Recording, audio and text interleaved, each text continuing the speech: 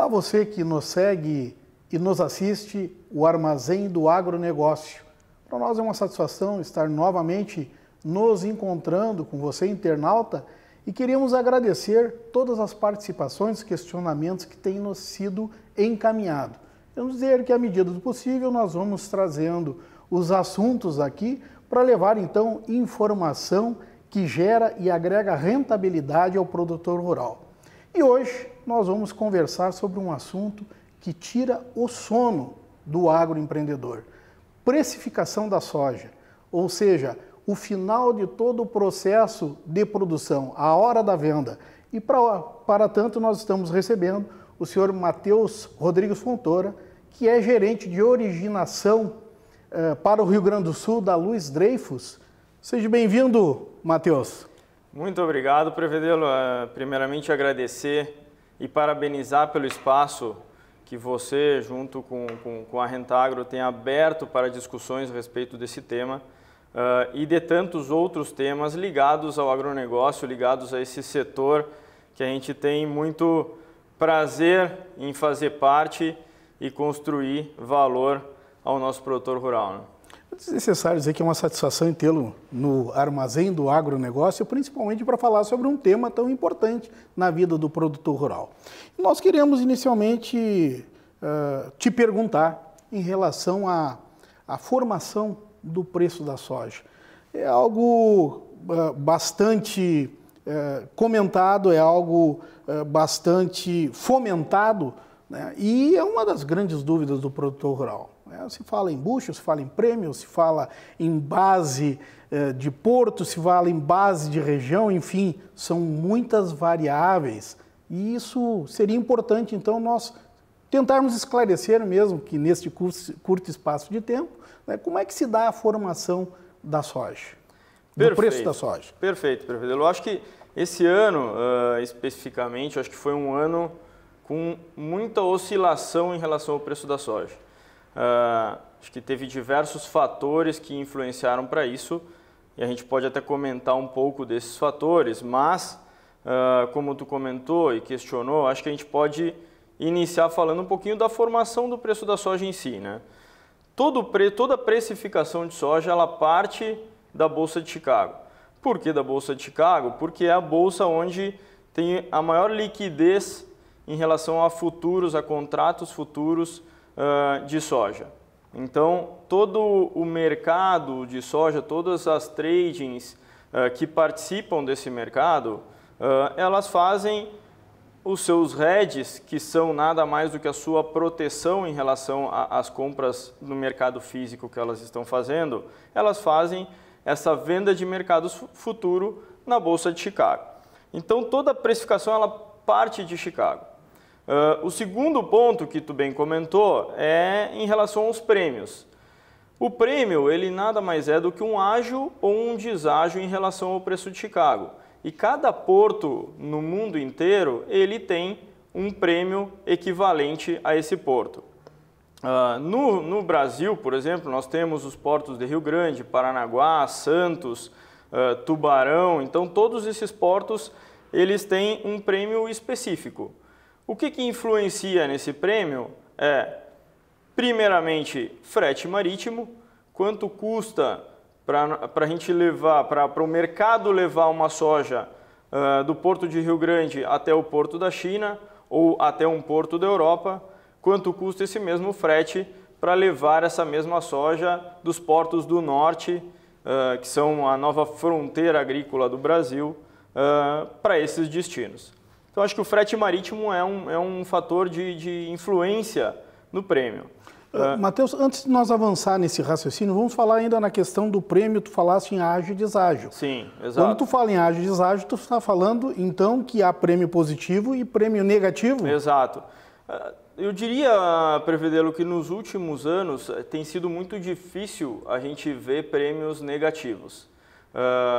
Isso ele acontece basicamente porque a gente tem tido um aumento de oferta de soja, as safras são crescentes devido ao aumento de produtividade e bom trabalho que o produtor vem fazendo dentro da porteira, ou seja, dentro da sua propriedade, nas suas lavouras.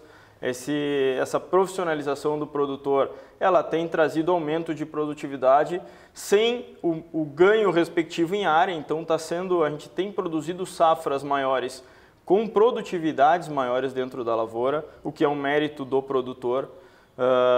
Mas sim, ele pode ser um prêmio positivo, ou seja, a gente está agregando preço ao valor de Chicago, ou ele pode ser negativo, que a gente está desagiando o preço de Chicago. Ou seja, bushel mais prêmio ou bushel menos prêmio. Ou bushel menos prêmio. Essa é a base. Essa é a base da precificação.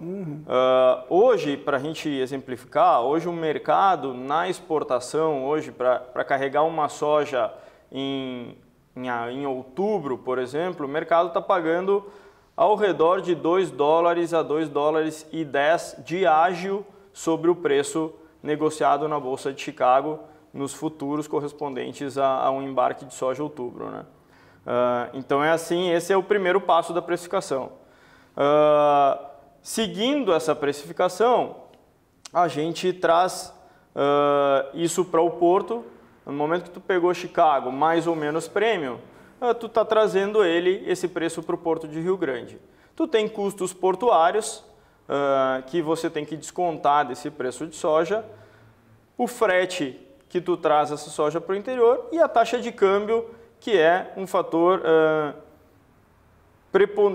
muito importante na precificação da soja, porque a gente acaba trazendo isso para a moeda nacional, o preço de Chicago para a moeda nacional, e trazendo esse preço final para o produtor, que é o que a gente tem e oferta todos os dias, e a gente tem diversas referências desse preço no interior, né? Então, nessa cadeia de formação de preço, nós temos Chicago, prêmio, porto, frete, variação, produtor rural. Exatamente. Basicamente, seria essa a cadeia da formação do preço da soja. Exatamente. Eu diria que o preço da soja ele é uma formação muito transparente, Prevedelo. Hoje a gente tem o preço de Chicago, você consegue acessar ele em diversas plataformas online.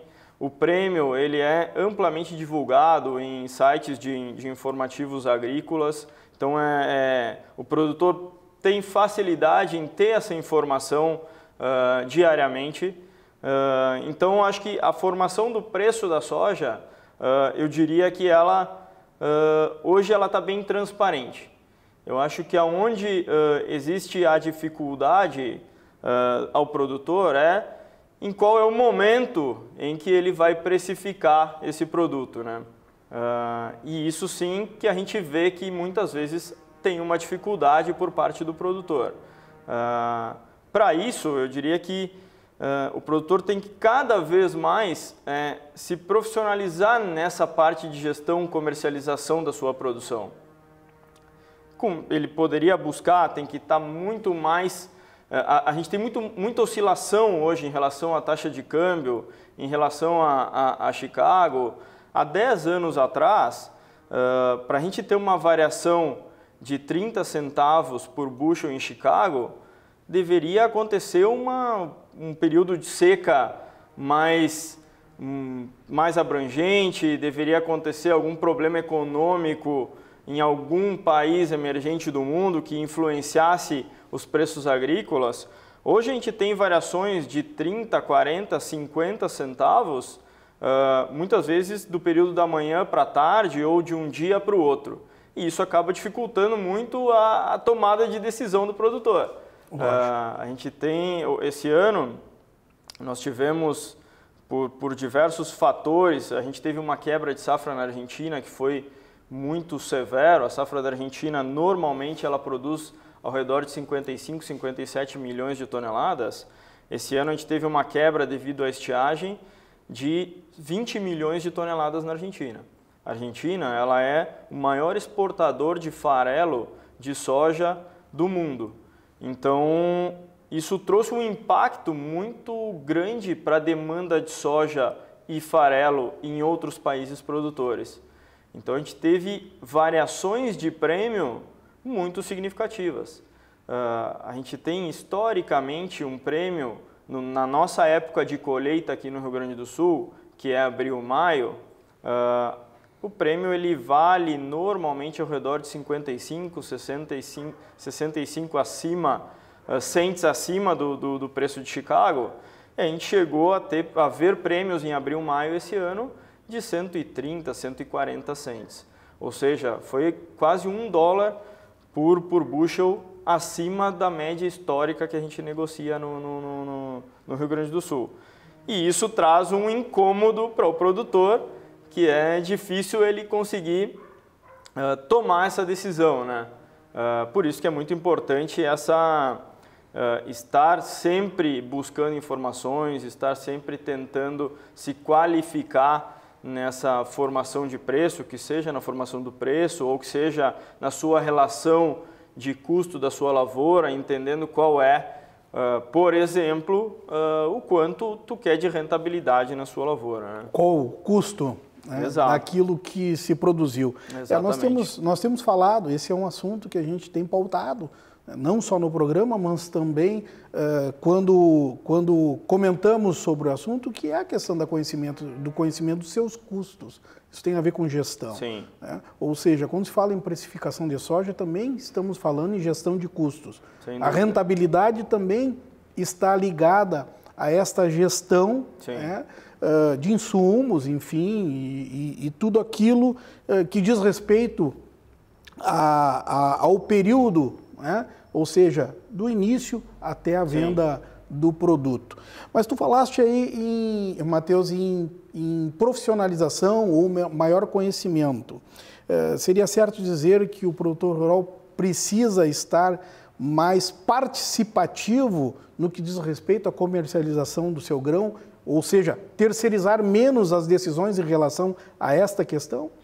Eu diria, Previdelo, que hoje o produtor rural ele atingiu uma excelência em relação à produção da sua lavoura, né? É claro que a gente sempre vai querer produzir mais e tem que estar sempre buscando essas tecnologias de plantio ou colheita, enfim, que é o cultivar da produção, né? Há 10 anos atrás, a gente produzia no Rio Grande do Sul uma safra de 8 milhões de toneladas, né? Hoje nós estamos produzindo uma safra próxima a 18 milhões de toneladas, ou seja, a gente teve um aumento de área que não foi proporcional a esse aumento, mas a gente conseguiu avançar muito em produtividade. No Rio Grande do Sul e eu diria aqui no Brasil também, mas como a gente está aqui, estou sendo um pouco mais específico no nosso estado, né? Então o produtor conseguiu ter esse ganho de produtividade por diversos motivos, pelas tecnologias que vêm chegando no campo.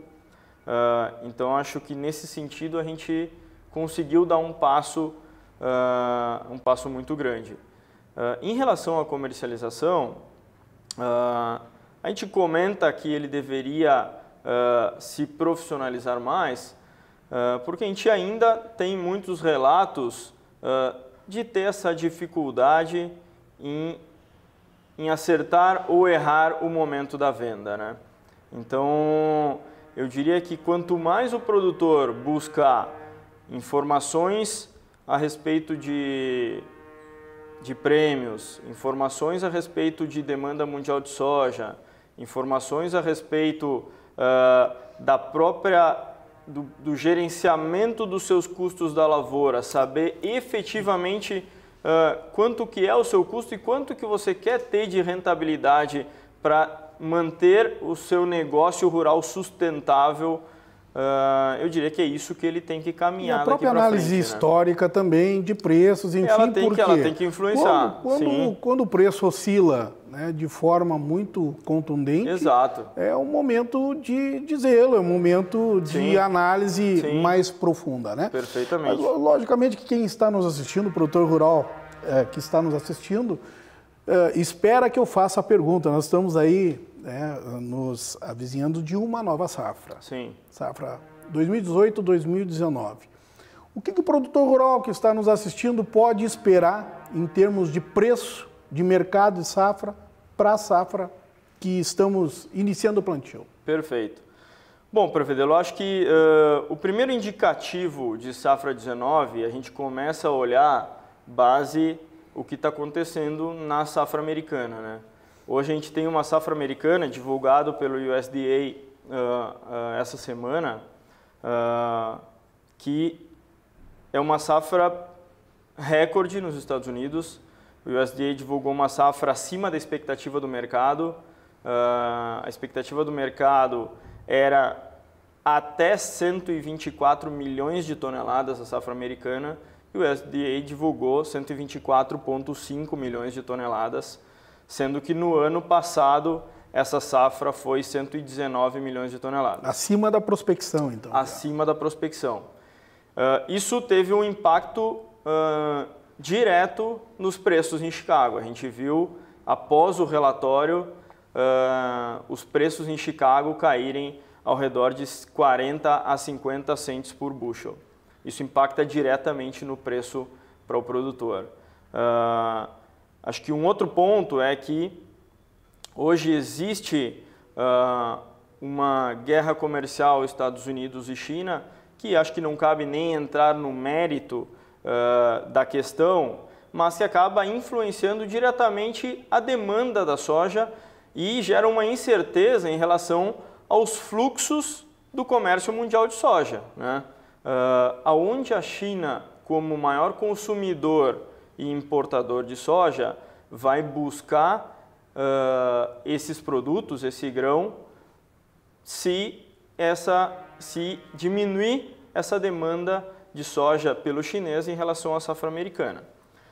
Então hoje a gente começa com uma safra americana cheia, onde o clima ele está sustentável, ele está desenvolvendo bem as lavouras. Então a gente está próximo da colheita americana, ou já passamos da metade do caminho, que isso quer dizer que a gente vai ter uma oferta maior de soja para o próximo ciclo. Mas tem a questão do relacionamento fragilizado do americano com o chinês. Exatamente. Eu acho que o ponto hoje, essa mesma soja que hoje no Brasil ela vale $2 acima de Chicago, para a próxima safra a gente está falando em 80 centavos acima de Chicago. Por quê? Pelo período que existe até lá, pelo que pode acontecer. Existe uma safra brasileira que a gente ainda não começou a plantar, então tem toda uma incerteza, a gente não sabe muito bem, o mercado não sabe muito bem qual é o padrão climático da safra brasileira para o próximo ciclo, mas a gente fala em um aumento de área ao redor de 2,5% no Brasil. Então eu diria que hoje a gente tem uma oferta de soja grande para o próximo ciclo, porém a gente tem uma taxa de câmbio hoje no Brasil que ela mantém o nível de preço para o produtor.